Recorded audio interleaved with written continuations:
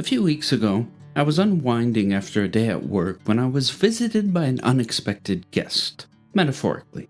It was an old memory from childhood, one I hadn't thought about in years, but it just popped up again out of nowhere. The events depicted in that memory are banal, but since that memory is still lurking around somewhere in the back of my head, I guess those events had more impact on me than I had realized. Here's the scene. I'm a 10th grader sitting in the back of a classroom in a school somewhere in the Midwest. I had just transferred in a few weeks before, so I didn't really know anyone all that well yet. The teacher's doing her thing, and at some point she mentions Rosa Parks. I raise my hand. She tells me to go ahead, and I ask, "Who's Rosa Parks?" Now what actually happened was probably something like this. Half the class wasn't paying attention, 3 or 4 students got a chuckle out of it, and one said, "How do you not know who Rosa Parks is?" But my monkey mind has done what it does best, and it has blown everything out of proportion, to the point that in my memory, the scene has an over-the-top, almost cinematic quality to it. I ask, "Who's Rosa Parks?" And every single student turns around and stares at me, aghast. Then they all bust out laughing, and one of them says, "How the hell do you not know who Rosa Parks is? You gotta be a moron to not know that." Then I get increasingly confused when the teacher tries to explain it to me. She says Rosa Parks stood up in the bus. She stood up by sitting down. It's not confusing at all. I only understood it later when I went home and looked it up. She literally sat down to figuratively stand up to something. Anyway, for everyone in that classroom, I sounded like them, looked like them, so they assumed that I had been raised in the US just like them. And if you're a 10th grader who's been raised in the US, you know who Rosa Parks is. If you don't, then people might start to question your intelligence. What they didn't know is that this was my first time living in the US. I'd visited before for short stints during the holidays, but I never actually lived there. The reason I sounded like them is because both my parents were from the US and we spoke English at home. But for everything else, I was immersed in a language and culture that was entirely different. One where Rosa Parks, well, she wasn't nearly as famous as she was in the US. Had they known that about me, then their reaction would have been different. Like if someone's from another country, you don't expect them to know everything about US culture. Ignorance of even common cultural knowledge is something you'd expect.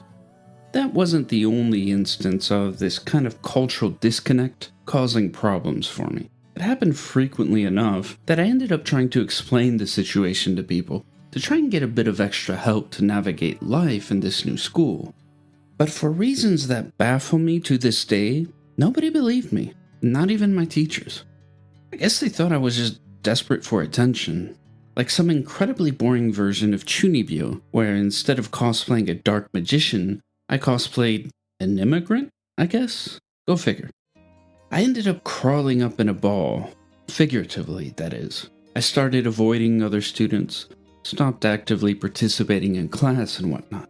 During lunch breaks, I'd go to the cafeteria and pack up a few things to eat, then head out to a nearby park. I'd just eat alone, then chill on a bench watching birds and squirrels go about their day. But apparently I wasn't allowed to leave school premises during lunch break, so when I got caught doing this, the school called in my parents. You'd think that would have helped clear things up.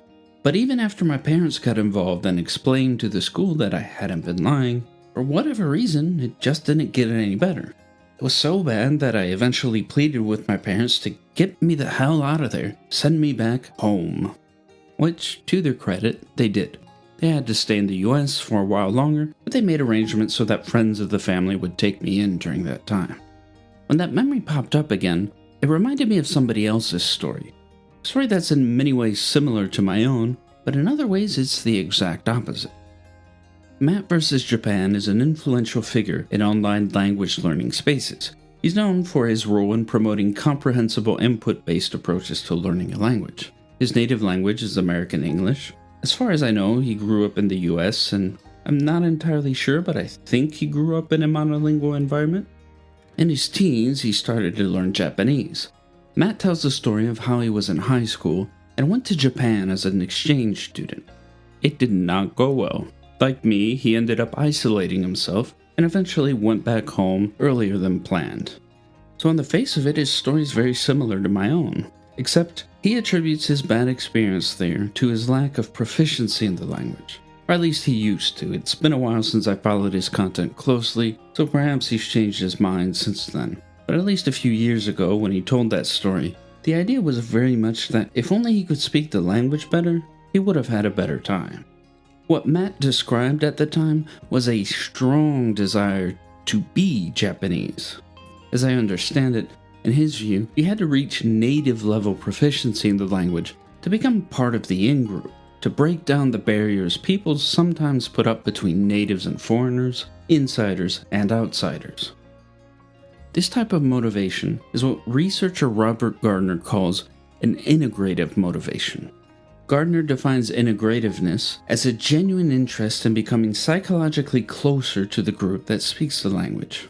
To quote him, integrativeness refers to an individual's openness to take on characteristics of another cultural, linguistic group. Individuals for whom their own ethno-linguistic heritage is a major part of their sense of identity would be low in integrativeness.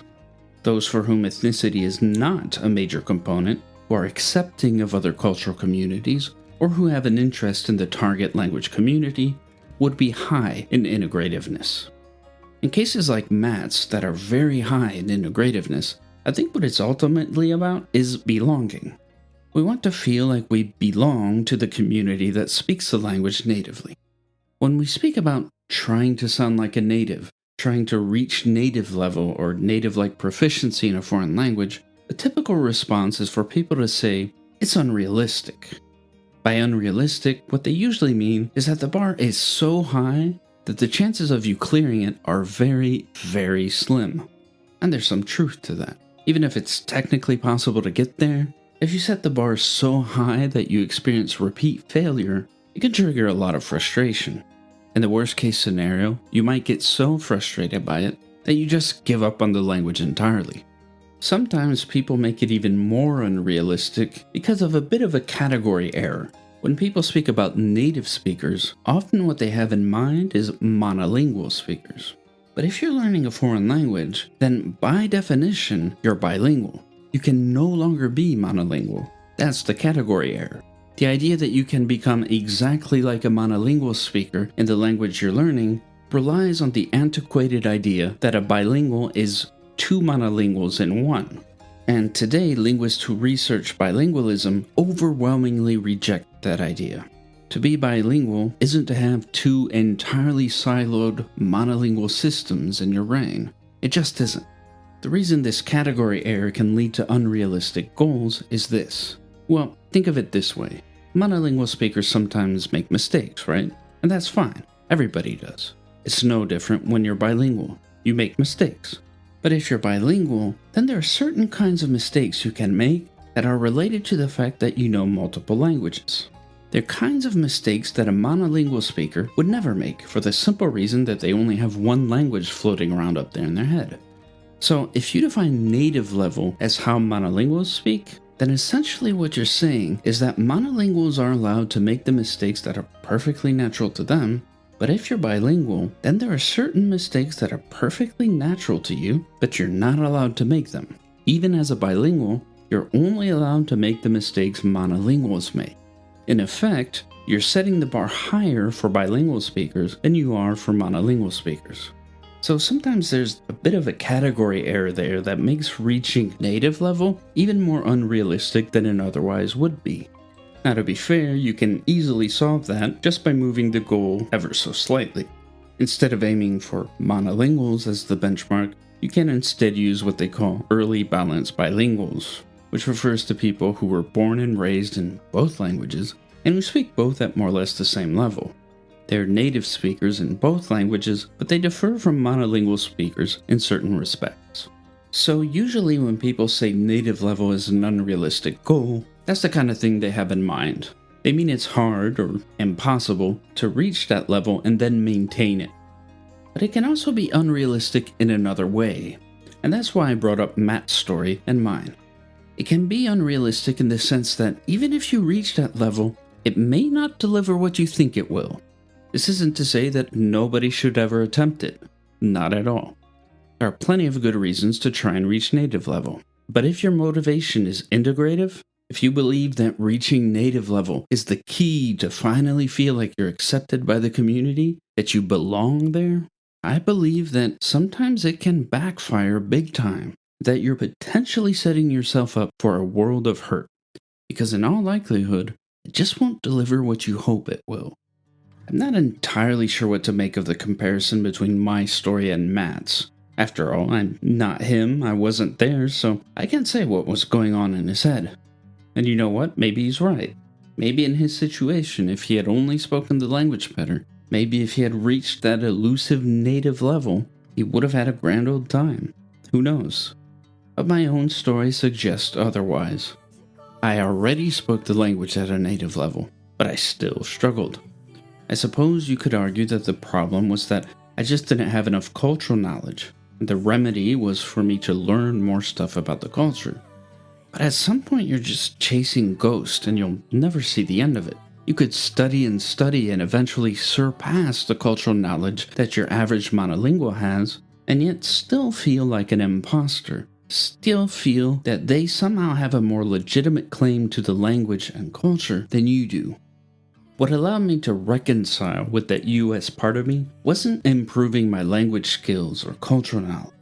What allowed me to get there was just the kind of introspective work we all have to do to figure out who we are and learn to be comfortable in our own skin. As an adult, I went on to live in yet another culture. I haven't reached native level in this third language, but there's a very real sense in which this culture has become a part of me, a very real sense in which I now call it home. There will always be people who say that I don't belong, but so what? I feel like I belong, and those closest to me make me feel like I belong too, and that's enough for me.